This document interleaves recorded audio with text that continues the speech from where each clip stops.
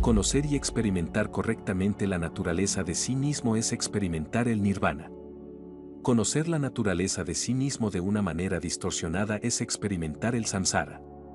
Es, por lo tanto, imperativo que nos ocupemos de determinar la naturaleza de sí mismo. En el Pramanavartika de Dharmakirti, exposición de la cognición válida de Dharmakirti, se afirma: cuando hay actitud de aferrarse a sí mismo, surge la discriminación entre sí mismo y los otros. Las emociones y aflicciones vienen a continuación. Si observamos nuestras percepciones y pensamientos, nos daremos cuenta de que aparece en nosotros de manera muy natural el sentimiento de sí mismo. Instintivamente, pensamos, me estoy levantando, o salgo fuera. ¿Es erróneo este sentido del yo? No creo que lo sea. El hecho de que existimos como individuos es innegable. Esto lo afirma nuestra propia experiencia cuando tratamos de ser felices y vencer las dificultades, y, como budistas, trabajar por alcanzar la budeidad para beneficio de nosotros mismos y de los otros. Independientemente de lo difícil que pueda resultar la identificación de ese sí mismo, hay algo a lo que se refiere el pensamiento, yo soy, hay un yo que es. Y es de este yo de donde surgen nuestras sensaciones intuitivas de sí mismo. Es ese sí mismo, un Atman independiente de los diversos componentes que constituyen la personalidad, el que proponían los antiguos filósofos indios.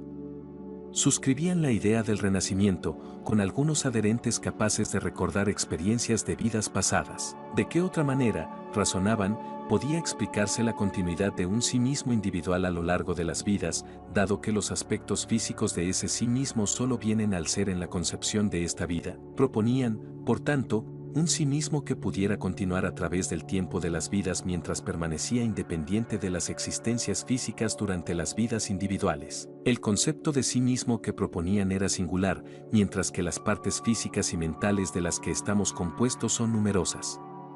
Se sostenía que el sí mismo era permanente e inmutable, mientras que esas partes son impermanentes y siempre cambiantes. Se pensaba que ese sí mismo nuclear era independiente y autónomo, mientras que sus partes más exteriores dependerían de influencias externas.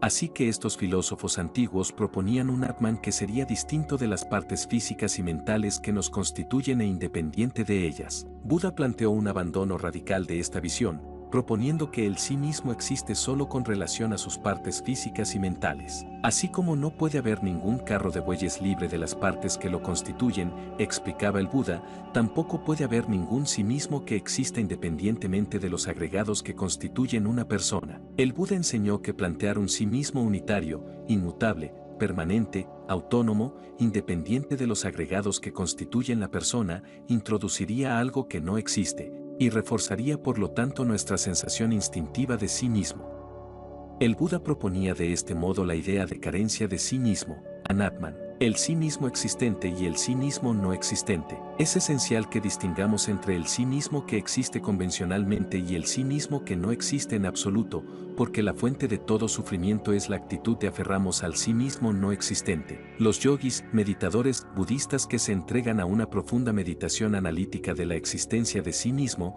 centran su análisis en su experiencia del yo como un sí mismo inherentemente real e independiente, cuya existencia será en última instancia negada por su indagación meditativa. Por tanto, establecen una distinción clara entre el sí mismo convencional que es el objeto de nuestra reificación o cosificación y el sí mismo reificado que debe ser negado. En nuestras propias intuiciones normales de cada día, tenemos la sensación natural y legítima de uno mismo que piensa, estoy cultivando bodhicitta o estoy meditando sobre la carencia de sí mismo.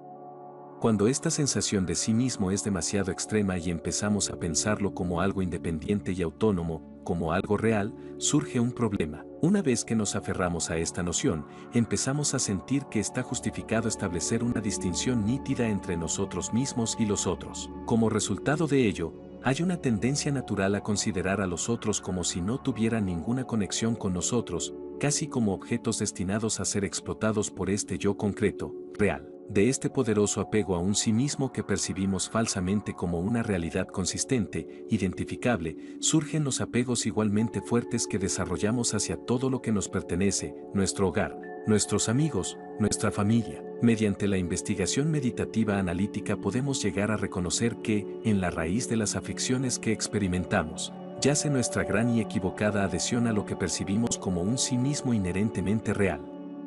Desde el punto de vista budista, esta sensación de uno mismo es natural y también innata. De hecho, los budistas argumentarían que el sí mismo unitario, eterno y autónomo postulado por los filósofos no budistas es una mera construcción conceptual, mientras que la sensación de sí mismo que poseemos de forma innata es natural incluso en los animales. Si examinamos la dinámica de nuestra sensación natural de sí mismo, descubriremos que se parece a un soberano presidiendo sobre sus súbditos, que serían nuestras partes físicas y mentales. Tenemos la sensación de que, por encima y más allá de los agregados del cuerpo y la mente, hay algo que pensamos como mío, y que los agregados físicos y mentales dependen de eso que es mío, mientras que yo soy autónomo. Aunque sea natural, nuestra sensación de sí mismo es errónea, y en nuestra búsqueda de la liberación de las desdichas ocasionadas por nuestro empeño en aferrarnos al sí mismo, debemos cambiar nuestra percepción de nosotros mismos. Mientras nos aferremos a alguna noción de existencia objetiva, la idea de que algo existe realmente de una manera concreta, identificable, emociones como el deseo y la aversión se seguirán derivando de ello. Cuando vemos algo que nos gusta, un bonito reloj, por ejemplo, lo percibimos como si tuviera alguna cualidad real de existencia entre sus partes. Vemos el reloj no como una colección de partes, sino como una entidad existente con una cualidad específica de relojidad en él. Y si es un reloj técnicamente excelente, nuestra percepción se ve realzada por cualidades que se considera que existen con toda seguridad como parte de la naturaleza del reloj. Esa resultas de esta percepción errónea del reloj como surge nuestro deseo de poseerlo. De manera similar, nuestra aversión hacia alguien que nos disgusta surge como resultado de atribuir a la persona cualidades negativas inherentes. Cuando relacionamos este proceso con la forma en que experimentamos nuestro sentimiento de la existencia, la forma en que surge el pensamiento, yo o yo soy, observamos que invariablemente lo hace en relación con algún aspecto de nuestros agregados físicos o mentales. Nuestra noción de nosotros mismos se basa en la sensación de nuestro sí mismo físico y emocional. Es más, sentimos que estos aspectos físicos y mentales de nosotros mismos existen de manera inherente.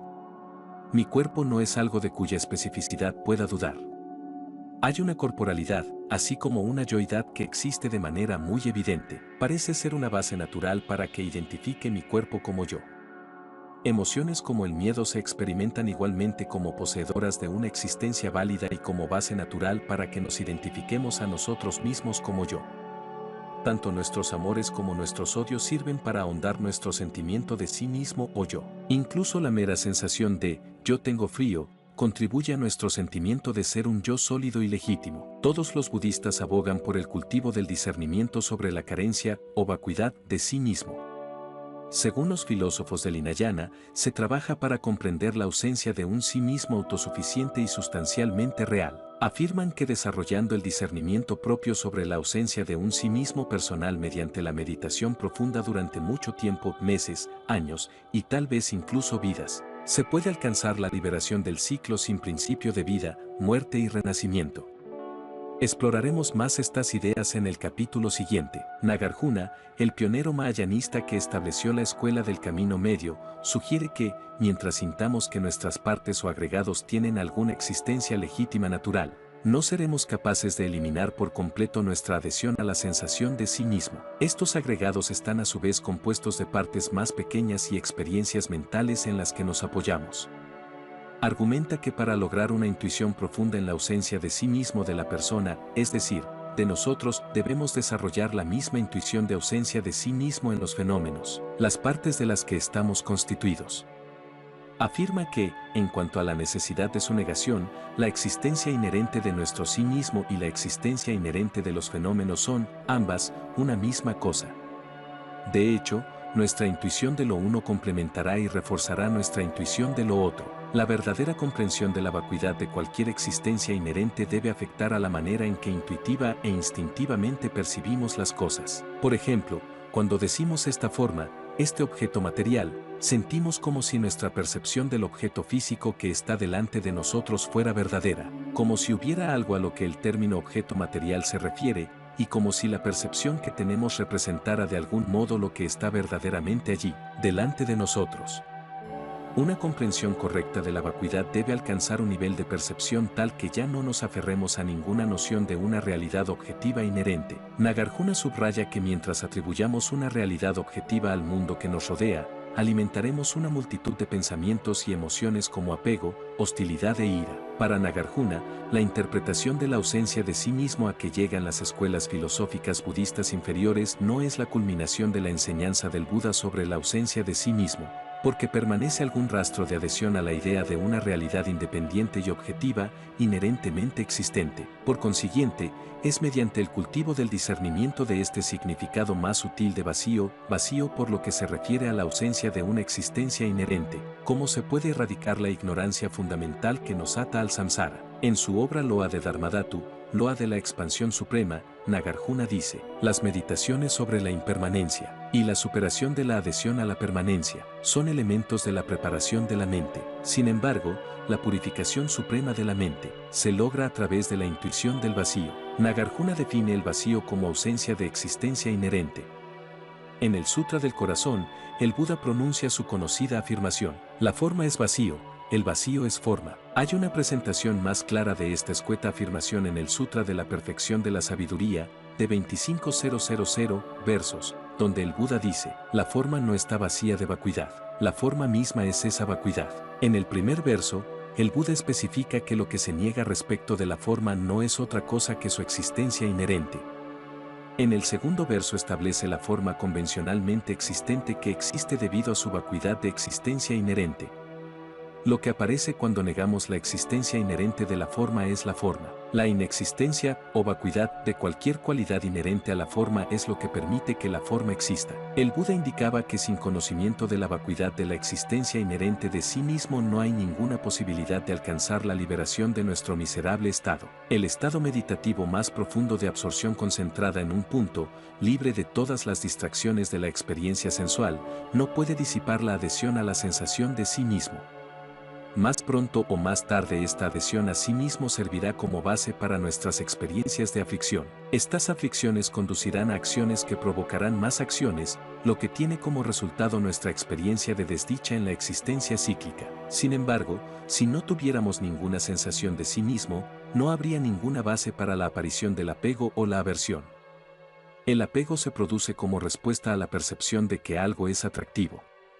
Para que algo sea deseable debe haber alguien para quien esto sea así, porque un objeto no es atractivo para sí mismo. Solo cuando algo es atractivo para mí, yo lo deseo. De la misma manera, cuando algo se percibe como no atractivo, surge la aversión y ésta puede incrementarse hasta convertirse en ira e incluso en hostilidad.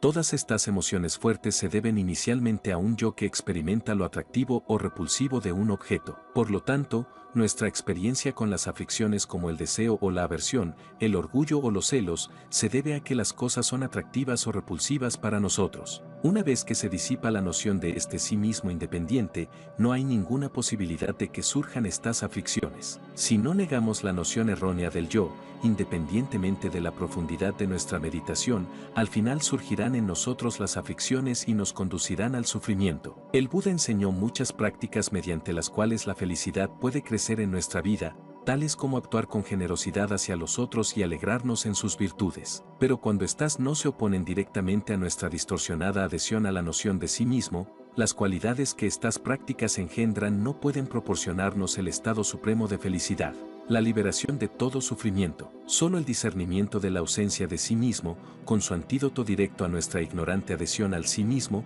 puede realizarlo. Es esencial que penetremos la naturaleza de los fenómenos por medio del estudio profundo y el análisis crítico.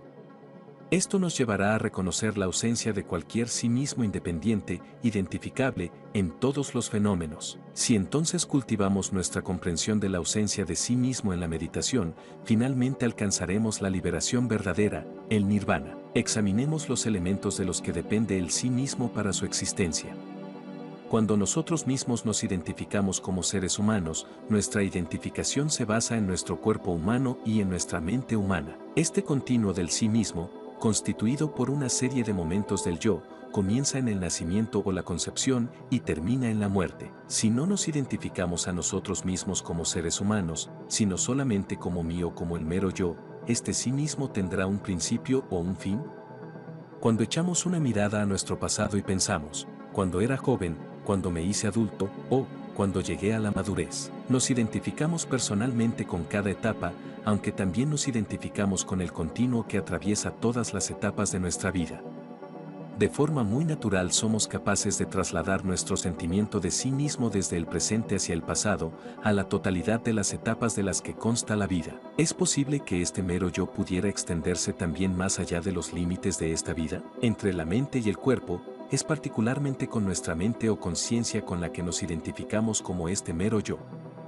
Nuestra mente es transitoria, existe momentáneamente y cada momento de conciencia afecta al siguiente. Así pues, nuestros pensamientos e ideas evolucionan a lo largo del tiempo, igual que lo hacen nuestras emociones. El cambio existe también en el mundo de las cosas sólidas. Puede parecer que la grandiosa cordillera del Himalaya tiene una solidez permanente, pero si consideramos esas montañas a lo largo de un periodo de millones de años podemos detectar cambios. Para que esos cambios se produzcan, tiene que haber cambio en un marco temporal de 100 años. Esos cambios necesitan un cambio año por año, lo que a su vez exige un cambio de mes en mes, y este depende de incrementos de transformación cada vez más pequeños que se producen minuto a minuto, segundo a segundo, e incluso en fragmentos menores de tiempo. Son estos cambios minúsculos y momentáneos los que forman la base del cambio más perceptible. Esta naturaleza del cambio momento a momento es una cualidad que ocurre como resultado de que algo está siendo producido, no es necesaria ninguna otra causa para generarlo. Hay ciertas causas que cesan una vez que surgen sus efectos. Esas causas se convierten en sus efectos, como la semilla se convierte en un tallo. La semilla es la causa sustancial del tallo subsiguiente. Hay otras causas y condiciones que sirven como factores contribuyentes para producir un efecto, como el agua, el fertilizante y la luz del sol que contribuyen a que la semilla germine. Tomando el cuerpo humano como ejemplo, podemos trazar el continuo de momentos que conducen a nuestro cuerpo humano actual remontándonos al principio de esta vida, el momento de la concepción. Este momento es llamado, eso que está llegando a ser humano. Se puede rastrear el continuo de nuestro cuerpo físico actual hasta aquella causa sustancial, el momento de su concepción, que a su vez puede ser rastreada más allá, momento a momento, hasta el principio del universo y la materia sutil que existía en aquel instante. Desde el punto de vista budista, el continuo de causas sustanciales que precedieron a nuestra concepción se puede remontar hasta antes del Big Bang, a cuando el universo era un vacío. En realidad, si seguimos la línea de razonamiento por la que remontamos nuestro continuo hasta antes del Big Bang, tendríamos que reconocer que no podría haber un primer momento del continuo de causas sustanciales de ningún fenómeno condicionado. Las cosas materiales poseen sus causas sustanciales y sus factores contribuyentes, y lo mismo ocurre con los fenómenos mentales. Nuestros sentimientos, nuestros pensamientos y emociones, todos los cuales constituyen nuestra conciencia, tienen tanto causas sustanciales que se convierten en un momento particular de cognición como factores contribuyentes que pueden ser físicos o mentales. La característica principal de nuestra conciencia es su claridad y conocimiento. Esta cualidad de conocimiento puro y luminoso no puede ser producto solo de la condición física. Desde la interpretación budista de la causalidad, una causa sustancial debe ser sustancialmente conmensurable con su efecto. Por lo tanto, un fenómeno físico no podría ser la causa sustancial de un momento de conciencia, porque la naturaleza de la claridad y el conocimiento no es física. Examinemos el proceso de la percepción consciente. Cuando vemos un árbol, estamos experimentando una percepción mental del árbol que está delante de nosotros. El árbol y nuestro ojo físico sirven como condiciones contribuyentes para nuestra experiencia consciente del árbol. La causa sustancial de esa experiencia mental del árbol es nuestra condición inmediatamente anterior de claridad y conocimiento. Es este momento precedente de conciencia el que da el carácter de claridad, de puro conocimiento, a nuestra experiencia visual del árbol. Cada momento de claridad y conocimiento en el continuo de nuestra conciencia está causada por un momento precedente de claridad y conocimiento. La causa sustancial de un momento de conciencia no puede ser algo que tenga una cualidad sustancial diferente de la claridad y el conocimiento. Si el continuo de nuestra mente tuvo un primer momento, habría tenido que surgir o bien de ninguna causa, o bien de una causa que no era sustancialmente conmensurable con la naturaleza de la mente. Dado que ninguna de estas posibilidades es aceptable, se interpreta que el continuo de la conciencia no tiene ningún principio. Así es como explicamos las vidas pasadas y la reencarnación, dado que el continuo de los momentos de conciencia de cada uno de nosotros debe extenderse hacia atrás a momentos infinitos. Y, al igual que el continuo de conciencia no tiene ningún principio, la identidad de un sí mismo designado para ese continuo carece de principio. Esto es corroborado por los muchos casos de personas que recuerdan experiencias de sus vidas pasadas. ¿Y qué ocurre con el posible fin de la conciencia? Algunos estudiosos budistas del pasado sostenían que al alcanzar el estado de nirvana, el continuo de la existencia física y mental cesaría. Sin embargo, una consecuencia absurda de esta idea es que no habría nadie que experimentara el estado de nirvana. Los ejemplos individuales de conciencia que experimentamos a lo largo de la vida, las percepciones de todo lo que vemos y sentimos, así como los procesos de pensamiento en que nos implicamos, cesarán cuando nuestro ser físico expire en la muerte. Sin embargo, nuestra cualidad fundamental de claridad y conocimiento, la naturaleza esencial de la conciencia, no acaba en la muerte, su continuo es incesante. Existe también un cuerpo físico muy sutil, al que se alude en las enseñanzas tántrica o vajrayana del Buda, que actúa como la base de nuestra conciencia más sutil. Así como el continuo de nuestra conciencia sutil no tiene principio ni fin, así también el continuo de este aspecto físico más sutil de sí mismo carece de principio o de fin. Me parece hermosa la idea de que no haya principio ni fin para el continuo de sí mismo. Si hubiera un final de sí mismo, sería una aniquilación total, una completa oscuridad. Para quien desea escapar desesperadamente de los tormentos de la vida suicidándose, ese fin podría parecer deseable. Sin embargo, creo que la mayoría de nosotros prefiere la idea de continuidad, porque sugiere la plenitud de nuestras experiencias y emociones.